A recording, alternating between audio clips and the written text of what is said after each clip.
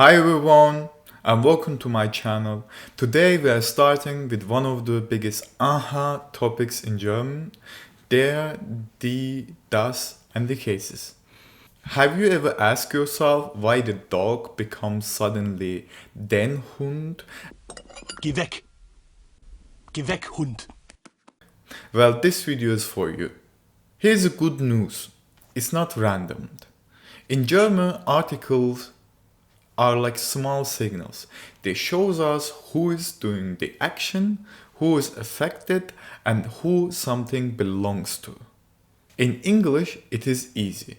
The article usually stays the same, die. But in German, article changes depending on its job or on its role in the sentence. Der, den, dem, das.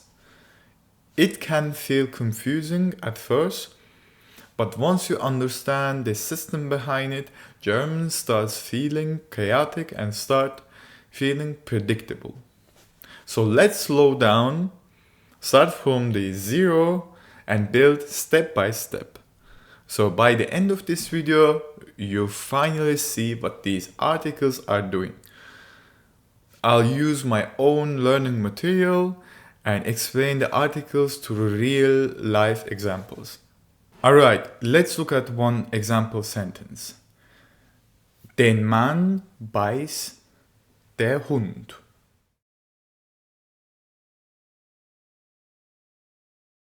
Now, if you translate this word for word into English, you might think it means the man bites the dog.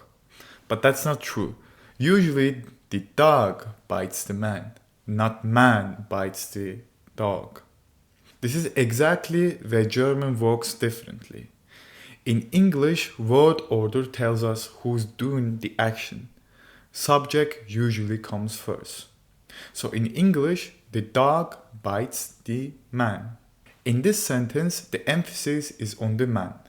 We start with him to highlight the victim, the important part. German sentence structure is flexible. That's useful when we want to emphasize certain parts of a sentence. That topic is a bit bigger, so I will make a separate video just about German sentence structure. For now, we're gonna stick to articles. So let's look at the sentence again.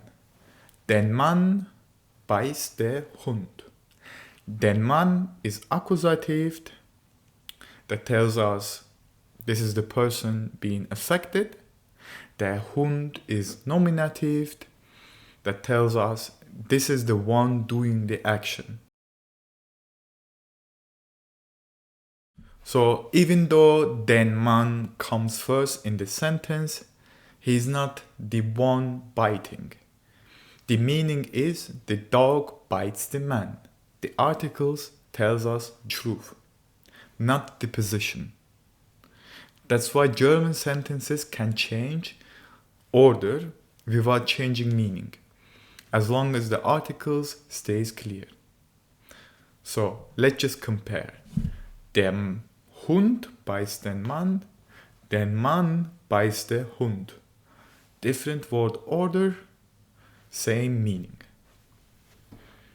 Alright, now that you understand how articles show meaning, let's take this one step further. Instead of rules and tables, we learn German articles through real life experiences. That's exactly what this learning material is about. So let's start. So the situation is like that. You want to buy a birthday present for your friend. You're in a shop looking for a different options. So an Erlebnis, it just means like something that has been experienced, like a moment. So das ist Erlebnis 2. Ein Geschenk für einen Freund. So a present for your friend. So you enter into a mall, let's just say, and for nominative, and it shows the existing things. For example, we can say to describe things. Yeah? For example, the pullover is schön. Yeah? The pullover is really beautiful. It would be really a beautiful option for example, this gift. So the Uhr is teuer. So this basically, the watch is a bit expensive. That's actually true, it's a bit expensive. So das Buch ist interessant. So the book would be an interesting option. So for each words, right, we have a different articles. For example, the pullover is schön. So it is actually, the pullover is masculine. And that's why we use der Pullover. And for second, we use die Uhr. And Uhr is basically, the watch is also feminine. And that's why we say die Uhr ist teuer. So Buch, this is easy. Yeah, it's because it's object, we use neutral. So das. So all of these cases are nominative. We just don't really change them. Just for a quick reminder, I've also listed here the cases. So with the tabella, as you can see, and this is the nominative cases. It's the standard case. It's not really hard. So der Mann, die Frau, das Kind. For the masculine is der Mann, feminine is die, neutral das. So accusative in this case is about what will you buy. So it's the action that you take. Yeah? Because it's now we are in the shop and we are seeing things. It's just watch, book, and pullover. But now we don't really see them and just say like it's beautiful, and we're going to buy them. So kaufen, for example. When we say so to buy, we usually buy something. So it needs a accusative object. And in this case, we say ich kaufe den Pullover. So as you can see, because we looked at it just right now, it was der Pullover. In this one, we use kaufen, so we buy, and that's why it becomes the accusative den. We can quick just look at the tabella here, and you see der Mann, yeah, der Pullover, for example. And here it just says den Mann, also den Pullover. So ich kaufe den Pullover. But for all of others, like for example the feminine, accusative, and neutral, it stays the same. So it basically, ich nehme die Uhr. That nehmen, it also needs an accusative case. So because it's something like take, so we take something. So yeah, let's just imagine like you're in a shop and you maybe like look at things and you can say they are beautiful. But if you take action and if you actually buy them, take them, or even like schenken means to send, then you need an accusative because that's what you do. Yeah, it's the action that you take. So for example, you can say ich nehme die Uhr. So I'm going to take the watch. Ich schenke das Buch. I am going to send this book. So those things, those items are being bought. They receive the action. So, and it's something that we need to keep in mind, masculine changes. So as we look at it, all other things, so die Frau, also die feminine doesn't really change. In accusative, neutral doesn't change. So, but accusative masculine changes. It becomes den Mann. Now we look at the dative case.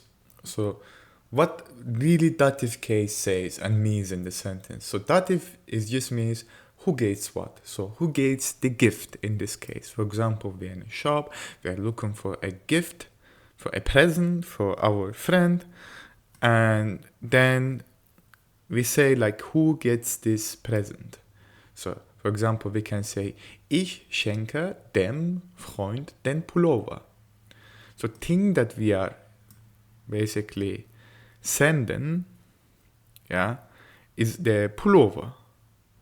But to whom, yeah, we send is our friend.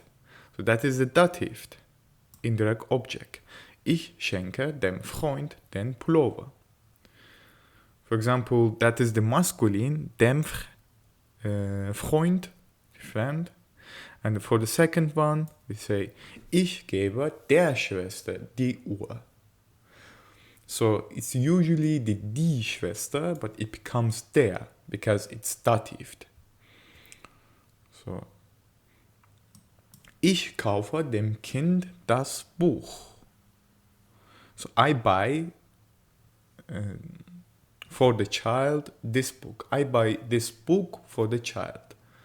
Yeah? To this child. Is den Mann. For the second is der Frau. So for example, ich gebe der Frau das Buch. I'm giving the woman, that is the person who receives the book. So dem Kind, because it's the neutral. So basically, masculine and neutral, they just takes this dem ending. They are like the same for the dative. It takes them. But for feminine, it becomes der. So for example, giving. Ich gebe der Frau das Buch. So your friend, your sister or child receives the gift. Now we come to genitive, so perspective. It shows a perspective. So das ist das Geschenk meines Freundes. So it belongs, also basically it means the gift belongs to my friend. So it is my friend's gift. Die Farbe des Pullovers is perfect. So the color of this pullover is perfect. It's beautiful. So we show the perspective. We say like of what with genitive. So the color of the sweater. And that's what basically genitive does. Der Preis der Uhr ist hoch.